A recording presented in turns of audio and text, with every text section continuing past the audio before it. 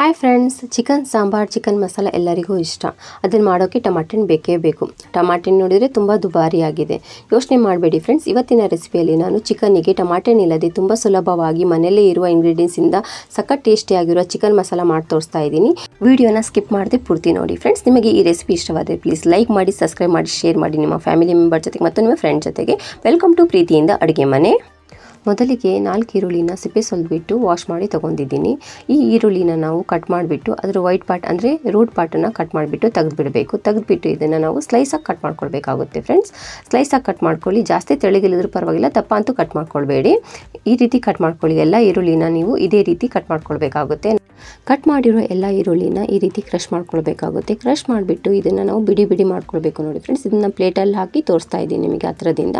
ಈ ರೀತಿ ಬಿಡಿ ಬಿಡಿ ಮಾಡ್ಕೊಳ್ಬೇಕಾಗುತ್ತೆ. ಎಲ್ಲ ಈರುಳ್ಳಿನ ಇದೇ ರೀತಿ ಮಾಡ್ಕೊಳ್ಳಿ. ನೋಡಿ, ಎಲ್ಲ ಈರುಳ್ಳಿನ ನಾನು ಈ ರೀತಿ ಮಾಡ್ಕೊಂಡಿದ್ದೀನಿ. ಈಗ ಒಂದು ಪ್ಯಾನಲ್ಲಿ ಅರ್ಧ ಕಪ್ಪಷ್ಟು ಎಣ್ಣೆ ಹಾಕ್ಕೋಬೇಕು. ಎಣ್ಣೆ ಚೆನ್ನಾಗಿ ಬಿಸಿ ಆದಮೇಲೆ ಅದಕ್ಕೆ ಕಟ್ ಮಾಡಿ ಇಟ್ಟುಕೊಂಡಿರುವ ಈರುಳ್ಳಿ ಹಾಕ್ಕೊಂಡು ಚೆನ್ನಾಗಿ ಫ್ರೈ ಮಾಡ್ಕೊಳ್ಬೇಕು ಫ್ರೆಂಡ್ಸ್.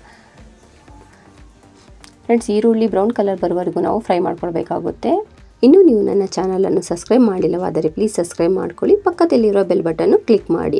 ಇದರಿಂದ ನಾನು ಹಾಕುವ ಎಲ್ಲ ವೀಡಿಯೋಗಳ ನೋಟಿಫಿಕೇಷನ್ ನಿಮಗೆ ಬರುತ್ತೆ. ಎಲ್ಲರಿಗೂ ಮುಂಚೆ ನನ್ನ ವೀಡಿಯೋಗಳನ್ನು ನೀವು ನೋಡ್ಬೋದು ಫ್ರೆಂಡ್ಸ್. ಇಲ್ಲಿ ನೋಡಿ, ಈರುಳ್ಳಿ ಕಲರ್ ಚೇಂಜ್ ಆಗಿದೆ. ಈಗ ಬ್ರೌನ್ ಕಲರ್ ಟರ್ನ್ ಆಗ್ತಾ ಇದೆ. ಇದನ್ನು ಈಗ ಒಂದು ಪ್ಲೇಟಲ್ಲಿ ತೆಕ್ಕೊಳ್ಬೇಕು. ಫ್ರೈ ಆಗಿರುವ ಎಲ್ಲ ಈರುಳ್ಳಿಗಳನ್ನು ಒಂದು ಪ್ಲೇಟಲ್ಲಿ ತೆಗೆದುಕೊಳ್ಬೇಡಿ ಫ್ರೆಂಡ್ಸ್. ಇದನ್ನು ಏನು ಮಾಡಬೇಕಂತ ಹೇಳ್ಬಿಟ್ಟು ಆಮೇಲೆ ಹೇಳ್ತೀನಿ. ಈರುಳ್ಳಿನ ಸ್ವಲ್ಪ ತಣ್ಣಗಾಗಲ್ಬೇಡಿ. ಈಗ ಒಂದು ಬೌಲಲ್ಲಿ ರುಚಿಗೆ ತಕ್ಕಷ್ಟು ಉಪ್ಪು, ನಾನಿಲ್ಲಿ 1 ಟೇಬಲ್ ಸ್ಪೂನಷ್ಟು ಉಪ್ಪು ತೊಗೊಂಡಿದ್ದೀನಿ. 1 ಟೇಬಲ್ ಸ್ಪೂನಷ್ಟು ಧನಿಯಾ ಪೌಡರ್ ತೊಗೊಂಡಿದ್ದೀನಿ. 1 ಟೇಬಲ್ ಸ್ಪೂನಷ್ಟು ರೆಡ್ ಚಿಲ್ಲಿ ಪೌಡರ್, ಸ್ವಲ್ಪ ಕಾಶ್ಮೀರಿ ಪೌಡರ್ ತೊಗೊಂಡಿದ್ದೀನಿ friends, Kashmiri red chilli powder. ಸ್ವಲ್ಪ ಅರಿಶಿನ ತೊಗೊಂಡಿದ್ದೀನಿ. ಒಂದು ಅರ್ಧ ಟೇಬಲ್ ಸ್ಪೂನಷ್ಟು ಗರಂ ಮಸಾಲ ತೊಗೊಂಡಿದ್ದೀನಿ. ಇಲ್ಲಿ ಚಿಕನ್ ಮಸಾಲ 1 ಟೇಬಲ್ ಸ್ಪೂನಷ್ಟು ತೊಗೊಂಡಿದ್ದೀನಿ ಫ್ರೆಂಡ್ಸ್. ನೀವು ಯಾವುದೇ ರೀತಿಯ ಚಿಕನ್ ಮಸಾಲ ಇದರಲ್ಲಿ ತೊಗೋಬೋದು. ಇದನ್ನು ಹಾಕಿಬಿಟ್ಟು ಎಲ್ಲ ಮಿಕ್ಸ್ ಮಾಡ್ಕೊಳ್ಬೇಕು ಚೆನ್ನಾಗಿ. ಈ ರೀತಿ ಚೆನ್ನಾಗಿ ಮಿಕ್ಸ್ ಮಾಡ್ಕೊಳ್ಳಿ. ಇದನ್ನು ಈಗ ಒಂದು ಸೈಡಲ್ಲಿ ಇಡಬೇಡಿ ಫ್ರೆಂಡ್ಸ್. ಪಲಾವ್ ಎಲೆ, ಜೀರಿಗೆ, ಏಲಕ್ಕಿ, ಮೆಣಸಿನಕಾಳು ಎಣ್ಣೆಯಲ್ಲಿ ಹಾಕ್ಕೊಳ್ಬೇಕು ಫ್ರೆಂಡ್ಸ್. ಎಣ್ಣೆಯಲ್ಲಿ ಹಾಕಿಬಿಟ್ಟು ಸ್ವಲ್ಪ ಫ್ರೈ ಮಾಡ್ಕೊಳ್ಬೇಕು. ಸ್ವಲ್ಪ ಫ್ರೈ ಆದಮೇಲೆ ಇದಕ್ಕೆ 2 ಟೇಬಲ್ ಸ್ಪೂನಷ್ಟು ಶುಂಠಿ ಬೆಳ್ಳುಳ್ಳಿ ಪೇಸ್ಟ್ ಹಾಕ್ಕೊಳ್ತಾ ಇದ್ದೀನಿ ಫ್ರೆಂಡ್ಸ್. ಇಲ್ಲಿ ನಾನು ಇದನ್ನು ಹಾಕಿ ಸ್ವಲ್ಪ ಫ್ರೈ ಮಾಡ್ಕೊಂಡ್ಬಿಡಿ ಫ್ರೆಂಡ್ಸ್. ನಿಮಗೆ ಈ ರೆಸಿಪಿ ಇಷ್ಟವಾದರೆ ಪ್ಲೀಸ್ ಲೈಕ್ ಮಾಡಿ ಫ್ರೆಂಡ್ಸ್. ಈಗ ಜಿಂಜರ್ ಗಾರ್ಲಿಕ್ ಪೇಸ್ಟ್ ಚೆನ್ನಾಗಿ ಫ್ರೈ ಆಗಿದೆ. ಇದಕ್ಕೆ ನಾವು ಪ್ರಿಪೇರ್ ಮಾಡ್ಕೊಂಡಿರುವ ಮಸಾಲೆಗಳನ್ನು ಹಾಕ್ಕೊಳ್ಬೇಕು ಫ್ರೆಂಡ್ಸ್. ಇಲ್ಲಿ ಫ್ಲೇಮ್ ಲೋ ಮಾಡಿಬಿಡಿ. ಈಗ ಹಾಕಿಬಿಟ್ಟು ಚೆನ್ನಾಗಿ ಫ್ರೈ ಮಾಡ್ಕೊಳ್ಳಿ ಫ್ರೆಂಡ್ಸ್. ಸೀದಿಸಬೇಡಿ, ಒಂದು 30 ಸೆಕೆಂಡ್ವರೆಗೂ ಚೆನ್ನಾಗಿ ಫ್ರೈ ಮಾಡಿಬಿಡಿ. ಈಗ ನೋಡಿ, ಮಸಾಲ ಚೆನ್ನಾಗಿ ಫ್ರೈ ಆಗಿದೆ. ಇದಕ್ಕೆ ನಾವೀಗ ಅರ್ಧ kg ಚಿಕನ್ ಹಾಕ್ಕೊಳ್ತಾ ಇದ್ದೀನಿ. ಇಲ್ಲಿ ನಾನು ಚಿಕನ್ ಕ್ಲೀನಾಗಿ ವಾಶ್ ಮಾಡಿಬಿಟ್ಟು ಹಾಕ್ಕೊತಾ ಇದ್ದೀನಿ. ಇದರಲ್ಲಿ ಉಪ್ಪು ಖಾರ ಎಲ್ಲ ಇರೋದರಿಂದ ನೀವು ಬೇರೆ ಯಾವುದೇ ರೀತಿಯ ಉಪ್ಪು ಖಾರ ಹಾಕಬೇಡಿ ಫ್ರೆಂಡ್ಸ್. ಇದಕ್ಕೆ ಹಾಗೇ ಚೆನ್ನಾಗಿ ಫ್ರೈ ಮಾಡಿಬಿಡಿ ಚಿಕನನ್ನು.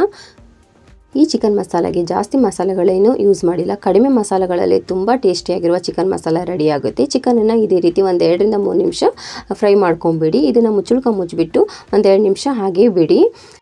ಒಂದು 2 ನಿಮಿಷ ಆದಮೇಲೆ ಮುಚ್ಚುಳ್ಕ ಓಪನ್ ಮಾಡಿಬಿಟ್ಟು ಚಿಕನಿಗೆ ಸ್ವಲ್ಪ ನೀರು ಹಾಕಿ ಚೆನ್ನಾಗಿ ಮಿಕ್ಸ್ ಮಾಡ್ಕೊಂಬಿಡಿ. ಮೀಡಿಯಮ್ ಲೋ ಫ್ಲೇಮ್ನಲ್ಲಿ ನಾವು ಚಿಕನನ್ನು ಬೇಯಲ್ಬಿಡಬೇಕಾಗುತ್ತೆ ಫ್ರೆಂಡ್ಸ್. ಈ ರೀತಿ ಮೀಡಿಯಮ್ ಲೋ ಫ್ಲೇಮ್ನಲ್ಲಿ ನಾವು ಚಿಕನ್ ಬೇಯಲ್ಬಿಟ್ರೆ ಮಸಾಲೆಗಳೆಲ್ಲ ಚೆನ್ನಾಗಿ ಹೊಂದ್ಕೊಳ್ಳುತ್ತೆ ಚಿಕನ್ ಜೊತೆಗೆ.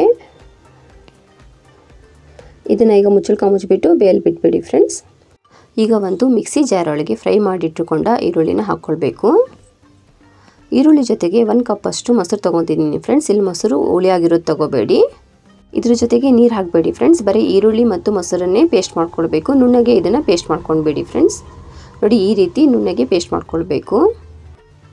10 ರಿಂದ 15 ನಿಮಿಷ ಆಗಿದೆ ಫ್ರೆಂಡ್ಸ್. ಈಗ ನಮ್ಮ ಚಿಕನ್ ಬೆಂದಿದೋ ಇಲ್ಲ ಅಂತ ಹೇಳ್ಬಿಟ್ಟು ಚೆಕ್ ಮಾಡ್ಕೊಳ್ಳೋಣ.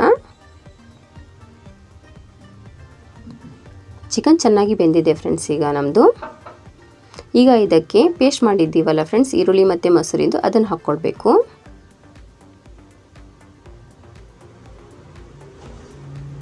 ತುಂಬ ಟೇಸ್ಟಿಯಾಗುತ್ತೆ ಫ್ರೆಂಡ್ಸ್ ಈ ಚಿಕನ್ ಮಸಾಲ. ಒಂದ್ಸರಿ ಟ್ರೈ ಮಾಡಿ. ಪೇಸ್ಟ್ ಹಾಕಿಬಿಟ್ಟು ಚೆನ್ನಾಗಿ ಮಿಕ್ಸ್ ಮಾಡ್ಕೊಂಬಿಡಿ ಎಲ್ಲಾನು.